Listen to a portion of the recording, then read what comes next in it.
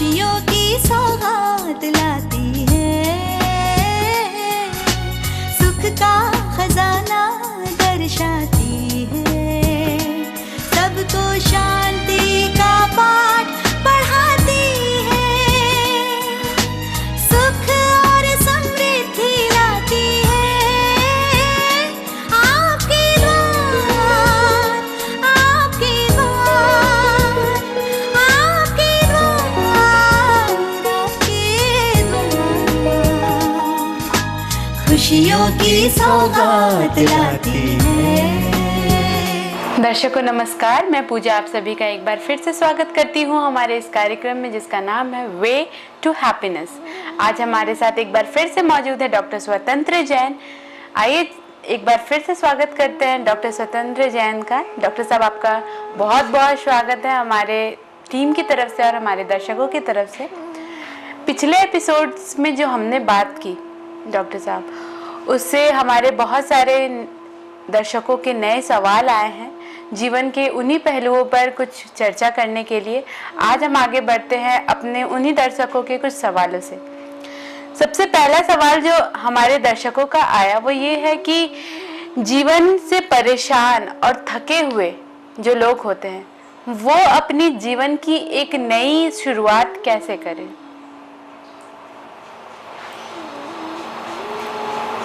प्रश्न आपका बहुत सामयिक है और आजकल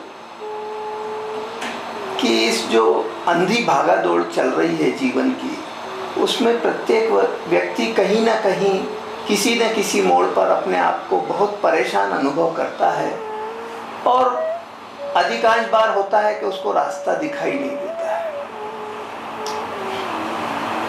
देखिए, अपना जो मार्ग है वो वे टू हैप्पीनेस यानी सुख की ओर आपका जो मार्ग है उस पर आपका गमन कैसे शुरू हो, ही मुख्यता से अपन चर्चा करते हैं, ताकि जो आपकी छोटी छोटी परेशानियां हैं वो अपने आप ही या तो खत्म हो जाए या फिर आपका ध्यान उसकी तरफ जाए ही नहीं।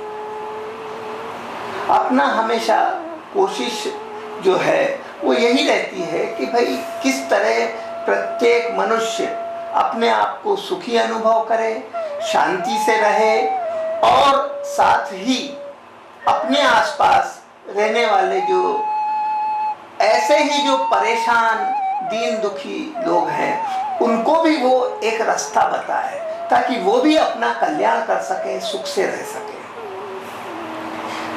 अब सवाल ये है कि भाई जो परेशानी आ रही है या आप जो चाहते हो वो कार्य नहीं हो रहा है तो उसका कारण विचार करना पड़ता है। देखिए, आप हमेशा सोचते हैं कि मैं ये कार्य करूं तो मेरे को अच्छा लगेगा या इस कार्य को करे बिना मेरा गुजारा नहीं हो सकता। ऐसी जहां बात आती है और उस कार्य में आपको असफलता मिलती है तो आप हताश हो जाते हैं, निराश हो जाते हैं, कुंठित हो जाते हैं और ऐसी ही किसी परिस्थिति में कई लोग अपने शरीर का भी नाश कर बैठते हैं, सुसाइड कर बैठते हैं। क्या ये आपका वास्तव में स्वभाव हो सकता है? क्या ये थोड़ा सा विचार कीजिए कि अपना जो स्वभाव है क्या हमेशा परेशान होना, थके हाल होना, निराश होना, ये हमारा स्वभाव हो सकता है? अरे भाई, जब एक छोटे से परमाणु में अपार शक्ति भरी हो सकती है तो हम जो भगवान आत्मा है उसकी शक्ति की सीमा कितनी होगी। जब हमारी इतनी शक्ति है तो हम वर्तमान में ये सोचते हैं कि इस संसार में जो हम कुछ कार्य करने की, कुछ कर्म करने की इच्छा करते हैं और उसमें सफलता मिलेगी तो ही हम सुखी होंगे, तो ये दृष्टि ही उल्टी चल रही है। जैसे ही आप थोड़े समय के लिए भी अपने अंदर में अपनी जो शक्तियां हैं उनकी तरफ जाने की कोशिश करते हैं, उनको पाने की तरफ कोशिश करते हैं, तो आपका जो आत्मशक्ति है उसका प्रवाह चालू हो जाता है।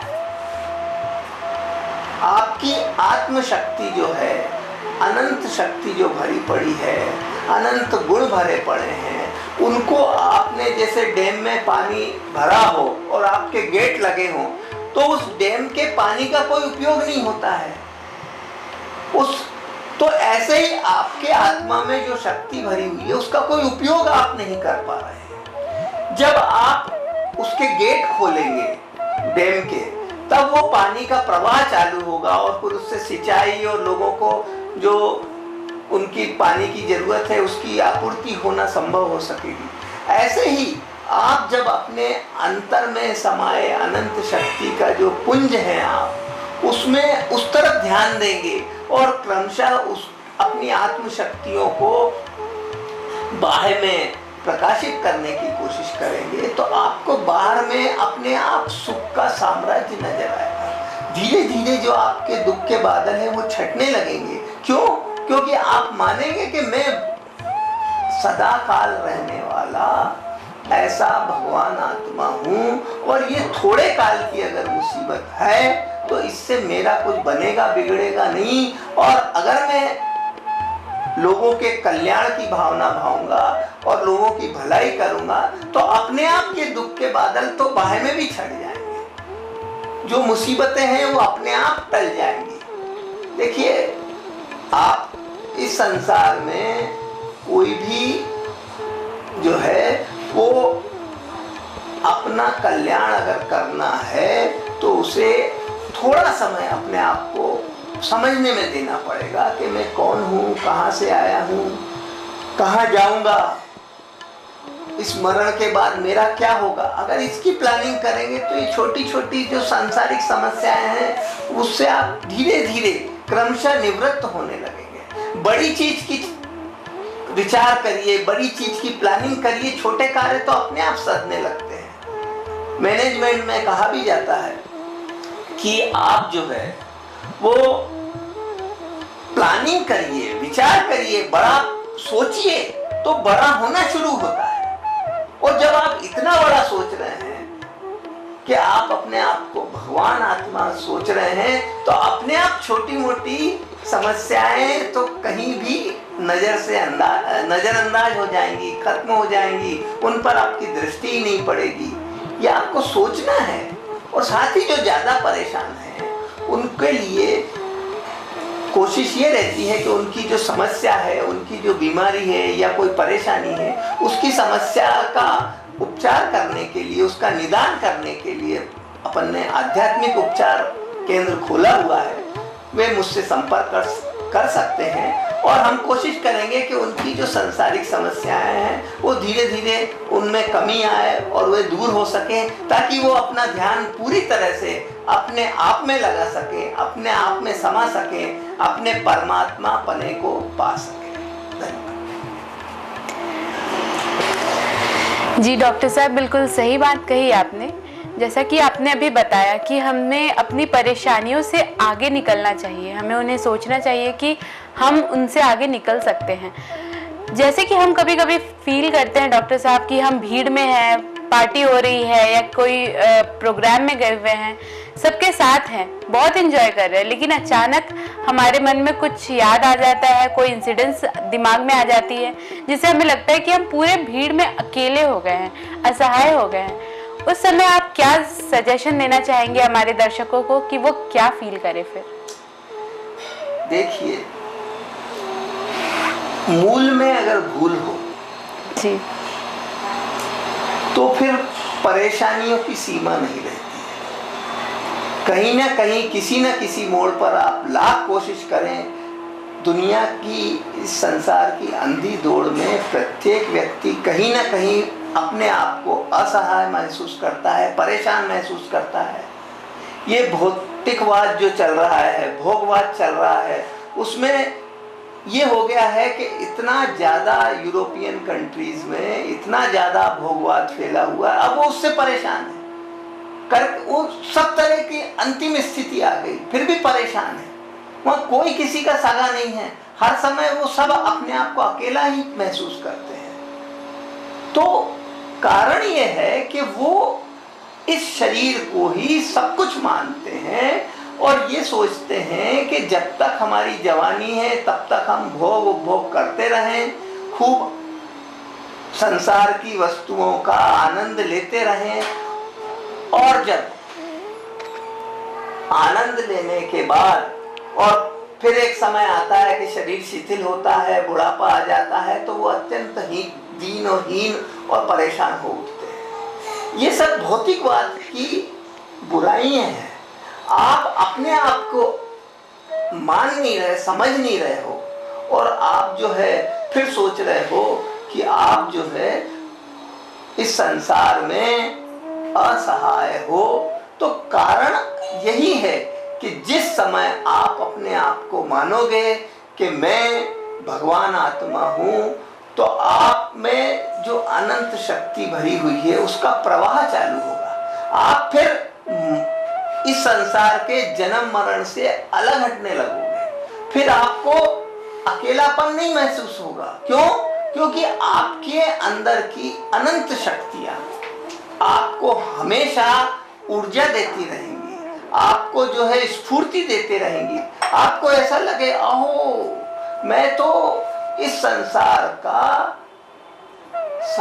संसार के जो साम्राज्य है उसका भी स्वामी हूँ, मैं तो 3 लोक का स्वामी हूँ, मैं तो ये अंतरिक्ष में, ये अंतरिक्ष आपको पता ही होगा, ब्रह्मांड में जो है ये हमारी आकाश गंगा है। इस आकाश गंगा में भी कहते हैं कि बहुत सी ग्रह हैं, बहुत से सूर्य हैं, हजारों सूर्य हैं, और कहते हैं कि ऐसी हजारों आकाश गंगा है इस ब्रह्मांड में। लेकिन इस ब्रह्मांड के भी आप स्वामी हो, इतनी आपकी अंदर शक्ति छिपी हुई है। आप उसको पहचानिए तो सही। आपको अंदर ऐसा ऊर्जा का साम्राज्य मिलेगा, आपको अंदर चेतना मिलेगी, आपको इतना आनंद मिलेगा कि आपको लगेगा कि मैं बहुत कुछ हूँ।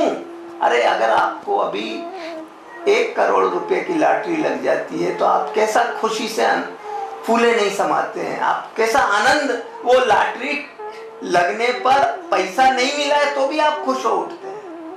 और मैं यहाँ पर आपको समझा रहा हूँ कि आप तो इस ब्रह्मांड के स्वामी हो।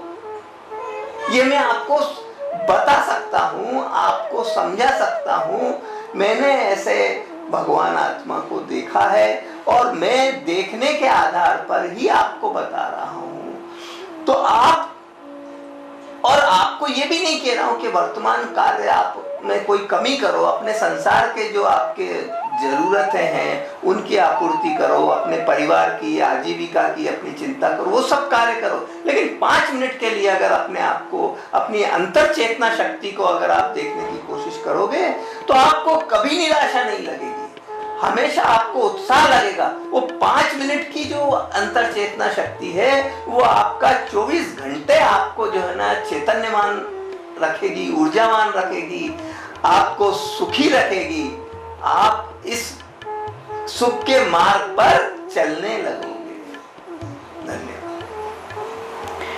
जी डॉक्टर साहब, बहुत सही कहा आपने कि हम अगर अपनी चेतना को पहचान ले, अगर हम अपने एम को टारगेट करें, अगर हमें पता हो कि हमें जिंदगी में कहाँ पहुँचना है, तो शायद हमारे जीने का जो नज़रिया है, जो हमें जीवन को देखने का नज़रिया है, वो बहुत ज़्यादा बदल जाएगा। डॉक्टर साहब, लोग इतना ज़्यादा सोचते हैं, इतनी ज़्यादा जानते हैं, बहुत लोग अपनी अपनी इच्छाएं रखते हैं, बहुत लोग अपनी अपनी इच्छाओं को दबाते हैं। सब कुछ सबको ही को पता है, एक मौत जो है हमारे जीवन का सबसे बड़ा सत्य। सभी जानते हैं कि हमें मौत आने वाली है, लेकिन फिर भी लोग मौत से डरते क्यों हैं?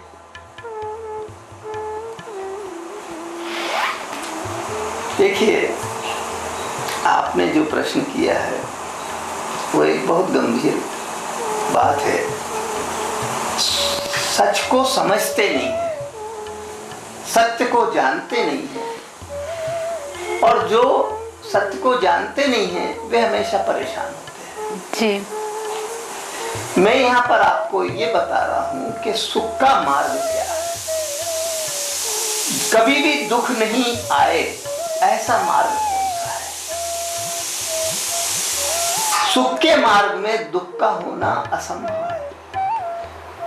आपके जो अनंत गुण भरे पड़े हैं आपके अंदर, उसमें अनंत सुख नामक गुण है। वो ये सुख ही सुख उपजाता है, दुख होता ही नहीं है। फिर मौत कैसे आएगी आपको? जी। मौत तो मेरे, ये तो आप मानते ही हैं कि आप आत्मा हैं, आप में जन्म मरण होते हैं।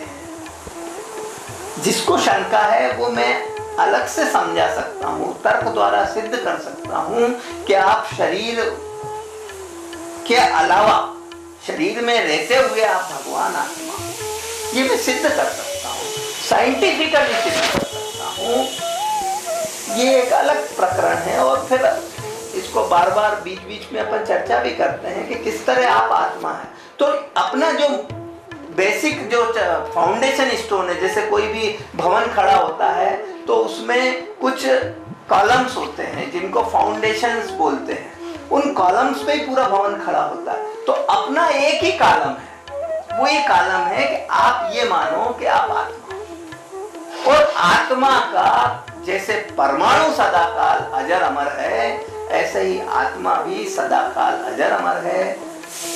आपका कभी जब मृत्यु होती ही नहीं है तो वो फिर आप कल्पना में दुखी होते हो। आप शरीर रूप ही अपने आप को मानते हो, इसलिए आप जो है दुखी होते हो कि ये शरीर का नाश होगा तो आपका नाश होगा। ये शरीर बूढ़ा होता है तो आप दुखी होते हो कि अब मेरी शक्तियां कम हो गई। अरे भाई आप अलग हो, ये तो शरीर की अवस्था है। ये पंच महाभूत से बना ये शरीर है, ये पंच महाभूत वापस अपने अपने जगह जाके मिल जाएगा। लेकिन आप तो सदा काल ऐसे जैसे हैं, चैतन्यवान अनंत शक्तिवान तीन लोक के नाथ जैसे हैं वैसे ही रहेंगे। आप में कोई परिवर्तन होता नहीं है। जैसे जैसे आप इस बात को समझने की कोशिश करेंगे वैसे वैसे आपकी जो चेतना शक्ति है वो आपको आगे का मार्ग बताती रहेगी और कल्याण का मार्ग बताती रहेगी, सुख का मार्ग बताती रहेगी।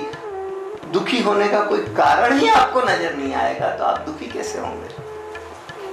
धन्यवाद जी। डॉक्टर साहब, सुख का मार्ग ढूंढते ढूंढते हम अपनों से इतना ज़्यादा जुड़ जाते हैं कि फिर उन्हें खोने का एक डर जो है हमें हमेशा सताता रहता है।